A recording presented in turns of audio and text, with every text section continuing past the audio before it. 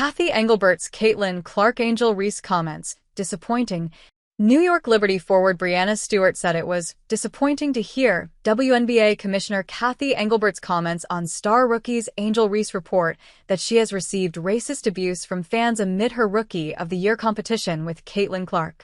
To be honest, I saw the interview today, and since then have been in talks with Executive Director Terry Jackson at the WNBPA.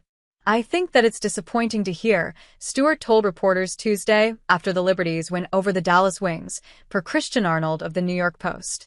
Because the way that the fans have surged, especially behind Caitlin and Angel coming to this league, but also bringing, a race aspect to a different level.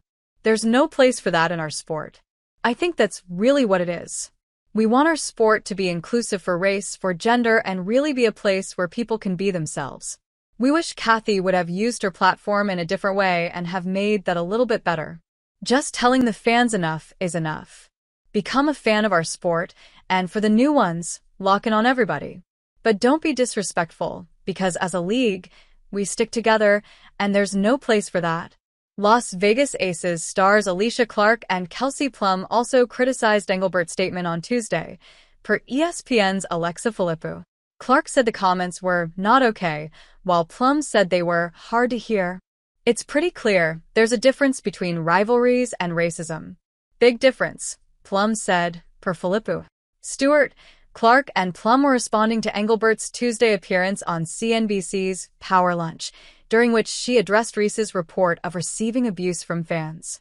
There's no more apathy. Everybody cares, Engelbert said about Reese and Clark, 3 o'clock mark below. It is a little of that bird magic moment, if you recall, from 1979, when those two rookies came in from a big college rivalry, one white, one black.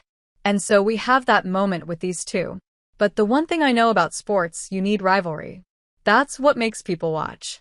They want to watch games of consequence between rivals. They don't want everybody being nice to one another. Social media is different today than it was in 1979, when it didn't exist, but I always tell the players, I was told a long time ago, if someone's typing something in, and you wouldn't ask their advice, ignore it. Later that day, Jackson issued a statement criticizing Engelbert's comment on behalf of the WNBPA. This is not about rivalries or iconic personalities fueling a business model, Jackson wrote. This kind of toxic fandom should never be tolerated or left unchecked. It demands immediate action and, frankly, should have been addressed long ago. Engelbert responded Tuesday night by stating that there is absolutely no place for hate or racism of any kind in the WNBA or anywhere else.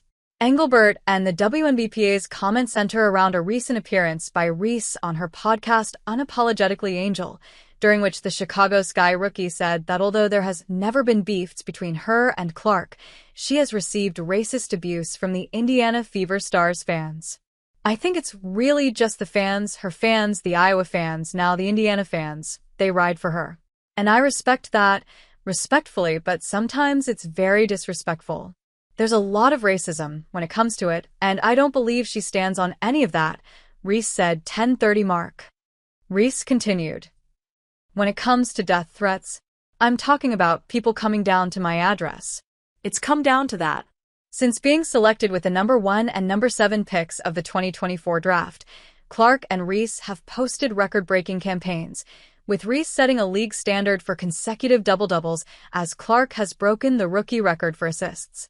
Their rookie seasons have also been tied to a spike in WNBA viewership.